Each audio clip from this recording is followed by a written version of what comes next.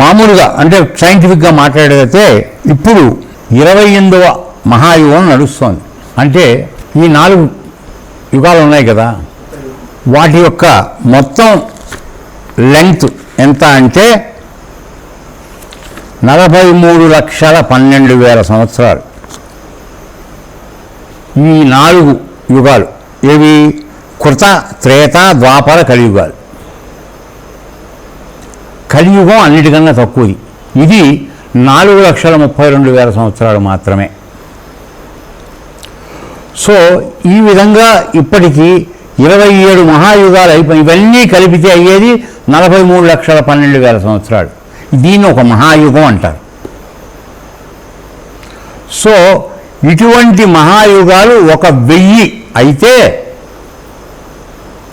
బ్రహ్మగారికి ఒక పగలు గడిచినట్టు.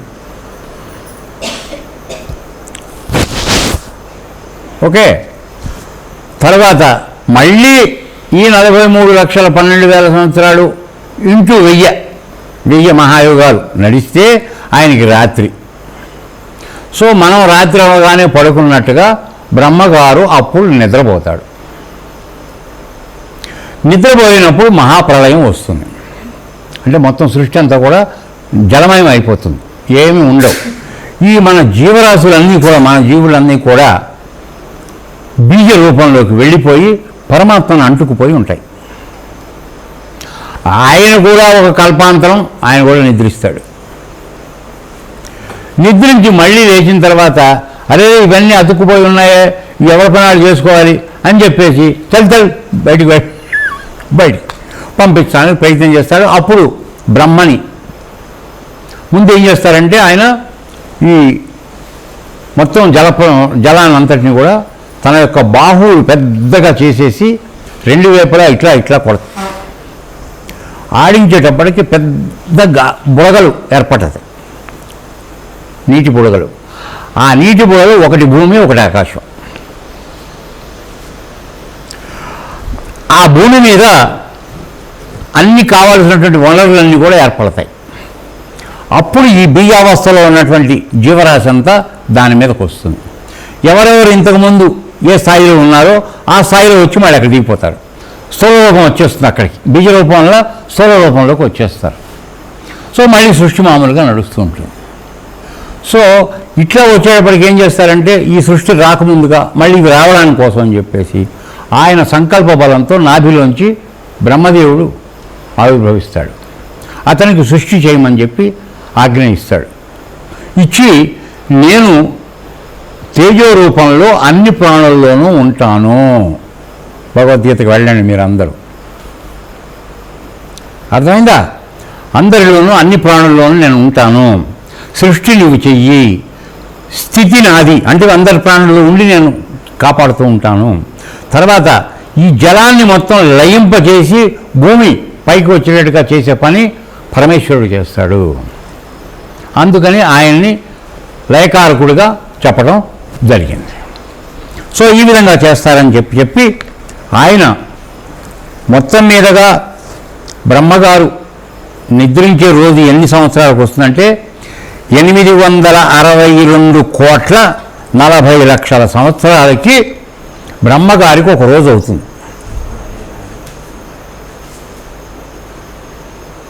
భగవద్గీతలో చూసాం మనం, ఈ లెక్కంతా వచ్చింది.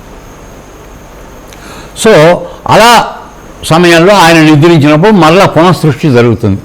అప్పుడు బ్రహ్మగారు తండ్రి యొక్క నారాయణుడి యొక్క ఆదేశంతో ఆయన యొక్క పాలభాగం నుంచి సనకసనందనాథులు వస్తారు. తర్వాత ఇక్కడి నుంచి ప్రజాపతులు వస్తారు. ఇక్కడి నుంచి వచ్చినటువంటి ఈ సనకసనందనాథులు వీళ్ళందరూ కూడా సృష్టి చేయడానికి విముఖులు. వాళ్ళు మేము సంసారం చేయమంటారు, ఎల్లప్పుడూ మేము బ్రహ్మచారులుగానే ఉంటారు.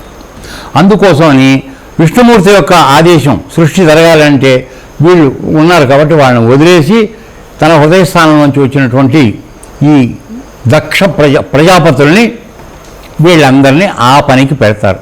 వాళ్ళకి కావాల్సినటువంటి ఆడవాళ్ళను కూడా ఆయన సృష్టించి ఇస్తే ఆ ఆడవాళ్ళ యొక్క సహాయంతో ఒక్కొక్కరు కొంతమంది ఆడవాళ్ళకి బహుభార్యాత్వం. సో ఆ విధంగా వాళ్ళు సృష్టి చేస్తూ ప్రపంచంలో జీవరాశిని సృష్టించడం జరుగుతోంది. ఈ విధంగా జరుగుతూ ఉండగా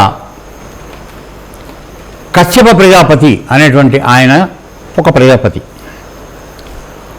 ఆయనకి చాలామంది భార్యలు ఉన్నారు.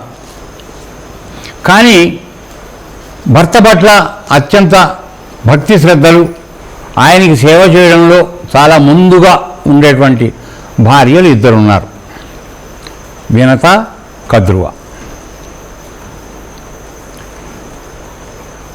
అయితే కద్రువ పెద్దది, వినత చిన్నది. ఈ వినత అన్న ఆమెకి సంతానం లేదు. అయితే ఆవిడ యొక్క మనసులో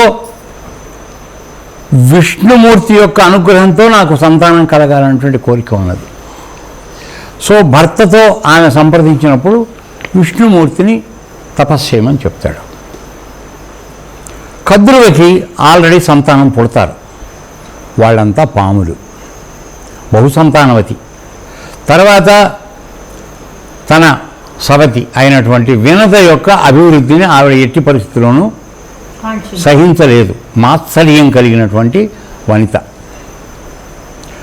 అయితే ఈ వినత విష్ణుమూర్తి యొక్క సాక్షాత్కారం పొంది ఆయన దగ్గర నుంచి వరం పొంది నా అంశతో నీకు కొడుకు పుడతాడు అని చెప్పిన తర్వాత ఆమె గర్భవతి అయింది. ఆ గర్భవతి అయిన తర్వాత చాలా కాలానికి కానీ ఆవిడకి 2 గుడ్లు పుట్టాయి, అండాలు, అండం 2 గుడ్లు పుట్టాయి. అయితే ఎన్ని వందల ఇది పక్కకు పెడదాం. ఇది పుట్టినప్పుడు పుట్టకముందే ఈవిడ గర్భవతిగా ఉండగానే ఒకరోజు వీళ్ళిద్దరూ సాయంత్రం సముద్ర తీరానికి వ్యాహ్యాడికి వెళ్తారు, షైర్. వెళ్ళినప్పుడు ఇంద్రుడి యొక్క ఉచ్చైశ్రవం అది సంపూర్ణంగా తెల్లగా ఉంటుంది, అది ఇంకొక ఇది ఉండదు. అది అక్కడ తిరుగుతూ కనపడుతుంది. గుర్రం, ఉచ్చైశ్రవం ఏమిటంటే గుర్రం కనబడేటప్పటికీ వినత చూసి అబ్బా పరమేశ్వర సృష్టి అది పూర్తిగా తెల్లగా ఎంత గొప్పగా ఉంది అని చెప్పి అంటుంది. అసలే దీని కడుపులో మంటగా ఉంది ఈవిడ కద్రుకి, దానికి కడుపు అయిందని. అందుకోసమని అంత బాగానే ఉంది కానీ తోక మాత్రం నల్లగా ఉంది అంటుంది. లేదా అక్క అలా కాదంటే నువ్వు సరిగా చూడలేదంటారు. ఈలోపు ఆ గుర్రం వెళ్ళిపోతుంది. తర్వాత ఇద్దరు వాదులాడుకుంటారు. వాదులాడుకున్న తర్వాత అవకాశాన్ని దొరకపుచ్చుకుని ఈ కద్రువ ఏం చేస్తుందంటే మళ్ళీ రేపు ఆ గుర్రం వస్తే చూద్దాం, దానికి ఒకవేళ తోక నల్లగా ఉంటే నువ్వు నాకు దాస్యం చేయాలి, అది నిజంగా తెల్లగా ఉంటే నేను నీకు దాస్యం చేస్తా అని అంటే ఆమె ఒక టెంపర్లోకి తీసుకొచ్చి పందెం పెడుతుంది అనమాట. సరేనంటుంది ఈవిడ.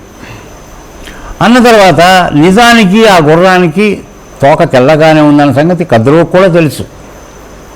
అయినప్పటికీ తన పంతం నెగ్గించుకోవాలి. అందుకని తనకి అనేకంగా ఉన్నటువంటి పాముల దగ్గరికి వచ్చి ఆ రాత్రి వేళ పిల్లలు తన సంతానం పాము పిల్లలు వాటి దగ్గరికి వచ్చి ఒరే ఇట్లా నేను పందెం కట్టి వచ్చాను, ఇప్పుడు ఆ పందెం నేను గెలవాలి, కాబట్టి మీరు రేపు సాయంత్రం ఆ తెల్లటి గుర్రం వచ్చేటప్పటికి దాని తోకకి చుట్టుకుని నల్లగా కనపడండి అని చెప్పి ఆజ్ఞాపిస్తుంది. ఆజ్ఞాపించేటప్పటికి అందరూ ఒప్పుకోరు. అమ్మ అది అధర్మం, మేము చెయ్యము, నువ్వు ఇట్లాంటి కోరిక కోరడం అన్యాయం అని చెప్పి అనేటప్పటికీ మీరందరూ అగ్నిలో కాలి చచ్చిపోండి అని శాపం పెడుతుంది తల్లి. అయితే తక్షకుడు అటువంటి ఒక 2-3 పాములు మాత్రం నువ్వు చెప్పినట్టు చేస్తామని వెళ్ళి వాళ్ళు చుట్టుకుంటారు. చుట్టుకునేటప్పటికి మరో రోజు వెళ్ళి చూసేటప్పటికి తోకను అలాగానే కనపడేది. అందువల్ల ఇప్పుడు నాకు బానిస అయ్యావని దాన్ని బానిసత్వానికి పెట్టుకుంటుంది. ఈవిడ అప్పటికి కడుపుతో ఉంది. తర్వాత కొన్నాళ్ళకి 2 గుడ్లు పెట్టింది, అండాలు. దాస్యం చేస్తోంది, చెప్పిన పని చేయాలి, చేస్తూ బతుకుతోంది. రాణి అయినప్పటికీ తను సేవ చేస్తోంది. ఈ దుఃఖం నుంచి ఉపశమనం కోసం ఏడుస్తూ కొన్ని సంవత్సరాలు ఆగిన తర్వాత ఆమె ఏం చేస్తుందంటే ఒక గుడ్డుని చితక్కొడుతుంది, పగలగొడుతుంది. ఎగనాటికి పగలట్లేదు అది. అసలు అందులో ఉన్నదా ప్రాణం లేదా, ఏం తయారవుతోంది, ఏ విధమైనటువంటి వాళ్ళు పుడుతున్నారు అనేటువంటి ఆరాటంలో బయట ఆవిడ బాధ తట్టుకోలేక ఒక గుడ్డును పగలగొడుతుంది. పగలగొట్టేటప్పటికి అందులో సగం కాళ్ళు చేతులు ఏర్పడినటువంటి వాడి పేరు ఏదో ఉంది, అనూరుడు. అనూరుడు అనేటువంటి వాడు బయటకు వస్తాడు. బయటకు వచ్చి తల్లికి శాపం పెడతాడు. నువ్వు నేను పూర్తిగా తయారై అత్యంత బలవంతుడిగా వచ్చి నీ దాస్యాన్ని దీన్ని అన్నింటినీ వెడగొట్టేవాడిని నేను. అటువంటిది నువ్వు తొందరపడి ఆడబుద్ధి ఉపయోగించి నన్ను పాడు చేశావు. ఇప్పుడు నేను నీ దగ్గర ఉండనిక అని చెప్పి అతను సూర్యుడికి రథసారథిగా వెళ్ళిపోయాడు. అనూరుడు వెళ్ళిపోయిన తర్వాత ఈ రెండో అండాన్ని ఇక ముట్టుకోకుండా బుద్ధి వచ్చింది కదా, ఆ అండాన్ని అలా అట్టే పెట్టింది. ఒక 1000 సంవత్సరాలు అయిన తర్వాత అందులోంచి గుడ్లు పగలగొట్టుకుని గరుత్మంతుడు పుట్టాడు. సో గరుత్మంతుడు పుట్టాడు, గరుత్మంతుడు కూడా బానిస అయిపోయాడు. అప్పుడు తండ్రి కశ్యప ప్రజాపతి దగ్గరికి వెళ్ళి అడుగుతాడు, ఏమిటి నా తల్లికి దాస్యం, అబద్ధపు పందెం పెట్టి మా అమ్మని దాస్యం చేశారు, ఇప్పుడు నేను కూడా చేయాల్సి వస్తుంది ఆమె సంతానంగా, కాబట్టి దీని పరిష్కారం ఏంటి తండ్రి, నాకు ఏదైనా చెప్పమని అడుగుతాడు. అడిగితే తండ్రి చెప్తాడు, నీకు ఇంద్రుడు సహాయం చేస్తాడు, వెళ్ళి ఇంద్రుడితో ఆయన దగ్గర సహాయం కావడానికి ఏం కావాలో ప్రయత్నం చేయి, నీ బలం ఆయనకి నిరూపణ చేసి ఆయనతో మైత్రి చేసుకుని ఉపాయం ఆయన చెప్తాడు, వెళ్ళమంటాడు. సరే వెళ్తాడు. వెళ్ళేప్పటికి దేవతల లోకంలో యుద్ధం జరుగుతుంది. యుద్ధం జరిగితే వీడు గెలుస్తాడు. గెలిచి అప్పుడు ఇంద్రుడికి చెప్తాడు తను వచ్చినటువంటి పని ఏమిటి అనేది. నేను ఇలా నా తల్లి యొక్క దాస్యాన్ని విముక్తి చేయడానికి వచ్చాను తప్ప నీతో యుద్ధం చేయడానికి కాదు. నాకు నా తండ్రి గారు నీ దగ్గర సహాయం పొందమని పంపారు, అందువల్ల నాకు దయచేసి ఏదో ఒక మార్గాంతరం చెప్పు అని చెప్తాడు. అయితే అంతకుముందే జరిగింది, నేను చెప్పడం మర్చిపోయాను. ఏమిటంటే ఈ కద్రువ దాస్యం విముక్తి జరగాలంటే మాకు అమృతం తెచ్చి పెడితే మీకు దాస్య విముక్తి చేస్తానని చెప్పింది. మరి అమృతం ఎవరి దగ్గర ఉంటుంది, దేవతలు ఇంద్రుడి దగ్గర ఉంటుంది. అందుకని ఇంద్రలోకానికి పెడతాడు. అక్కడ ఇంద్రుడిని ఒప్పిస్తే ఆయన అంటాడు, సరే ఒక చిన్న ఉపాయం చేద్దాం, ఆమె సంతానమైనటువంటి పాములకి ఈ అమృతం అందకూడదు, కానీ మీ అమ్మకి నీకు దాస్య విముక్తి జరగాలి, కాబట్టి నీకు అమృత భాండం ఇస్తున్నాను, తీసుకెళ్ళు, ఆవిడ చేతిలో పెట్టి మా దాస్యం అయిపోయింది అని ఆవిడతో ఒక మాట అనిపించు, తర్వాత పని నేను చేస్తానంటాడు. సో ఆ విధంగా అనేటప్పటికీ ఈయన వెళ్ళి ఆవిడ చేతిలో పెట్టి ఎస్ మీకు దాస్యం అయిపోయింది, ఇప్పుడు మీరు స్వతంత్రులు అని చెప్తుంది. చెప్పగానే మాయా రూపంలో వచ్చేసి ఇంద్రుడు లాక్కెళ్ళిపోతాడు అమృత భాండాన్ని. అమృత భాండాన్ని లాక్కెళ్ళిపోయేటప్పటికీ అప్పుడు ఏం చేస్తుంది, ఏం చేయలేని పరిస్థితి, వాళ్ళు బయటకు వచ్చేశారు. అయిపోయిన తర్వాత అప్పుడు తండ్రి దగ్గరికి వెళ్ళి ఈ విధంగా చేశాను, నాకు దాస్య విముక్తి కలిగింది తండ్రి అని చెప్తాడు. అంటే నాయన నీవు కారణజన్ముడివి, విష్ణుమూర్తిని గురించినటువంటి తపస్సు చెయ్యి, విష్ణుమూర్తి సాక్షాత్కారం నీకు దొరుకుతుంది. దొరికిన తర్వాత విష్ణుమూర్తి నిన్నేం చేయాలో నిర్ణయం చేస్తాడు. వెళ్ళి విష్ణుమూర్తి యొక్క సాక్షాత్కారం పొందడానికి తీవ్రమైనటువంటి తపస్సు చేయమని చెప్పి ఆదేశిస్తాడు. అప్పుడు ఈ గరుత్మంతుడు కొన్ని సంవత్సరాలు, 1000 సంవత్సరాల పాటు విష్ణుమూర్తిని గురించి తపస్సు చేసినప్పుడు ఆయన ప్రత్యక్షమవుతాడు. ప్రత్యక్షమయ్యి అప్పుడు తన తండ్రి చెప్పిన మాట చెప్తాడు, నిన్ను విష్ణుమూర్తే ఉపయోగించుకుంటాడు, ఎలా ఉపయోగించుకుంటాడో ఆయన చెప్తాడు, వెళ్ళు, నువ్వు నీ జీవితాన్ని ఆయన సేవకు అంకితం చేయి, వెళ్ళిపోమని చెప్తాడు.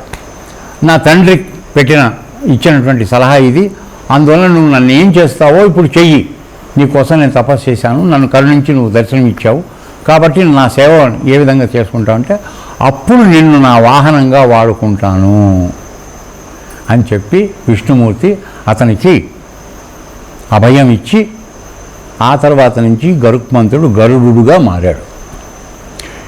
ఆయన సేవలో ఉండగా కొద్ది సంవత్సరాలకి విష్ణుమూర్తినే డైరెక్ట్గా అసలు ఈ జీవం అంటే ఏమిటి, మరణం అంటే ఏమిటి, మరణం తర్వాత జీవుడికి ఏం జరుగుతుంది, ఇటువంటి విపత్తులు రాకుండా ఉండాలంటే జీవుడు ఏం చేయాలి అనేటువంటి రకరకాలైనటువంటి ప్రశ్నలని విష్ణుమూర్తికి వేశాడు డైరెక్ట్గా. సో నాయన, నువ్వు మహిమాన్వితుడివి, కారణజన్ముడివి, నువ్వు అడిగావు కాబట్టి నీకు ఈ రహస్యాలు, అత్యంత రహస్యం ఇది, అటువంటిది నీకు విశదపరుస్తానని విష్ణుమూర్తి ఈ గరుడ పురాణం గురించినటువంటి వివరాలు గరుత్మంతుడికి చెప్పాడు. ఆ విధంగా ఈ గరుడ పురాణం ఆవిర్భావం జరగడానికి అవకాశం ఏర్పడింది.